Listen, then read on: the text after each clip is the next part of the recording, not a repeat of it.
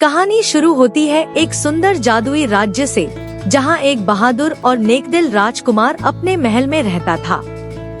उसकी दोस्ती 3 खास प्राणियों से थी। एक खूबसूरत चमचमाती चिड़िया, एक चतुर और खुशमिजाज बंदर और 3 जादुई परियां जो रोशनी, पानी और हवा की शक्तियों की मालकिन थी। राजकुमार अक्सर अपने दोस्तों के साथ महल से बाहर जाकर दुनिया देखने का सपना देखा करता था। एक दिन जब सभी महल के बाग में इकट्ठा थे, तभी चिड़िया तेजी से आसमान से नीचे आई और हांफती हुई बोली, मैंने जंगल के पार पुराने पेड़ों के बीच एक अजीब सी रोशनी देखी है। लगता है कुछ बहुत बड़ा होने वाला है।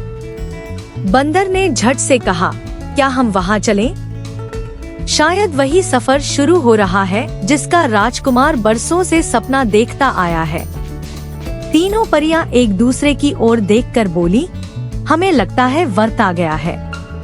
लेकिन याद रखो, जिस रास्ते पर हम जा रहे हैं वो आसान नहीं होगा। राजकुमार मुस्कराया, अगर तुम सब मेरे साथ हो तो मैं हर खतरे का सामना करने को तैयार हूँ। सभी ने मिलकर तैयारी की और रात के समय उनका छोटा सा कारवां चल पड़ा। रास्ते में पुराने पेड़, बोलती हवाएं और चमकते जुगनू थे। यह एक जादुई दुनिया की शुरुआत थी। जैसे ही वे एक पुराने पुल के पास पहुँचे, अचानक चारों ओर सन्नाटा छा गया। पेड़ रुक गए, हवाएं थम गई और चिड़िया राजकुमार के कंधे पर आकर कांपने लगी। अचानक जमीन हिलने लगी और पुल के नीचे से एक भयानक लाल आंखों वाला राक्षस निकल आया। उसकी आवाज गूंजी, कौन है जो मेरी घाटी से गुजरने की हिम्मत करता है?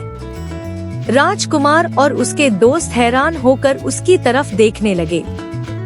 एपिसोड समाप्त। अगले एपिसोड में राजकुमार और उसके दोस्त करेंगे पहले राक्षस का सामना। क्या वे बच पाएंगे?